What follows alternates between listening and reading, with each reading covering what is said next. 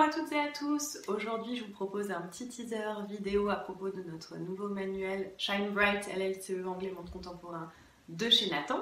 Vous avez peut-être déjà aperçu notre nouvelle couverture et deviné certains des thèmes que nous allons traiter dans ce beau nouveau manuel. Mais je vous propose maintenant de partager avec vous une des unités que j'ai rédigées.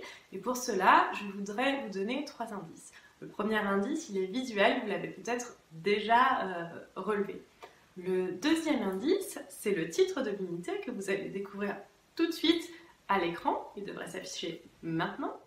The Crown and the Houses. Alors, je suis sûre que ça vous évoque quelque chose. Peut-être que ça vous évoque une série. Peut-être que ça vous évoque cette vue imprenable le long de la Tamise à Londres, qui est un haut lieu éminemment important pour les institutions britanniques.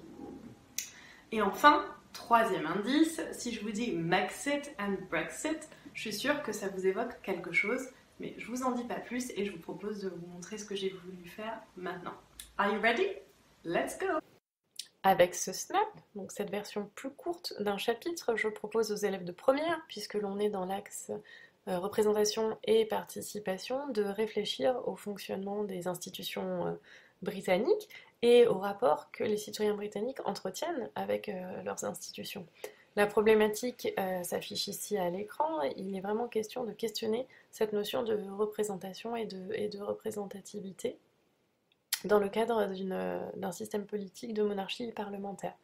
À l'issue de ce snap, les élèves devront réaliser une vidéo type YouTube, donc c'est un mode de communication auquel ils sont habitués, assez ludique, qui encourage à la communication, et ils devront du coup présenter le fonctionnement des institutions britanniques et expliquer le rapport des citoyens avec ceci.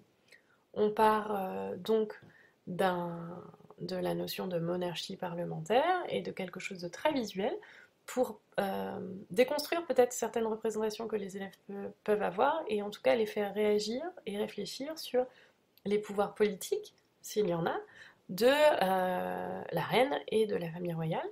Et on les invite aussi dans cette double page à réfléchir sur l'impact d'événements éminemment politiques comme le Brexit, mais aussi le Maxit, la fuite de Harry et Meghan vers le Canada, sur justement les institutions britanniques d'une façon plus large.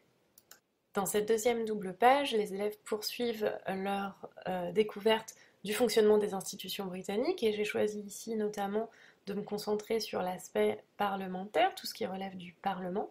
Et un document qui est absolument génial, c'est le document 2 notamment, puisque l'on a un journaliste de Channel 4 qui mène l'enquête sur le fonctionnement de The House of Lords et The House of Commons et qui questionne justement sur la représentation des citoyens, notamment suite aux élections. Les élèves ont également une step 2 à réaliser ici pour s'entraîner aux compétences de la tâche finale et mobiliser les éléments qu'ils auront rassemblés. Enfin, dans la dernière page du SNAP, j'ai décidé de me concentrer sur les notions de diversité au Parlement et surtout à travers la vidéo des jeunes dans le document 2, de faire réfléchir les élèves justement sur le point de vue des jeunes britanniques aujourd'hui dans cette période de crise institutionnelle, le Brexit, le Maxit. Qu'en pensent-ils? Comment se positionnent-ils? Comment se sentent-ils représentés dans leurs institutions? Et surtout, qu'essaient-ils de faire? Enfin, à l'issue de l'étude de ces documents-là, les élèves auront tous les ingrédients pour réaliser leur vidéo YouTube. Pour terminer, cette double page permettra aux élèves de s'entraîner dans la perspective de l'examen de terminale et de réfléchir à un sujet de synthèse possible autour de la thématique et des thèmes de l'unité. Et les documents proposés dans le Build Your Portfolio leur permettront d'aller plus loin dans la réflexion.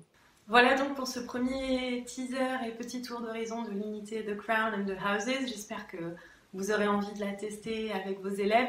L'idée, c'est vraiment de pouvoir les aider à se construire des repères autour des institutions britanniques et de les faire parler à partir des enjeux que cela suscite. On voit que c'est vraiment au cœur de l'actualité le Brexit, mais aussi encore il y a quelques jours l'interview choc donnée par Harry et Meghan, ça a relancé tout ce questionnement autour de qu'est-ce que c'est qu'une monarchie parlementaire et quel rapport les Britanniques peuvent-ils entretenir avec ça, comment se sentent-ils représentés.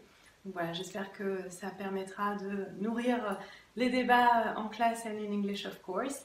Et il ne reste plus qu'à vous souhaiter une très belle découverte de toutes les autres unités du manuel et à vous dire take care and shine bright of course. Bye bye!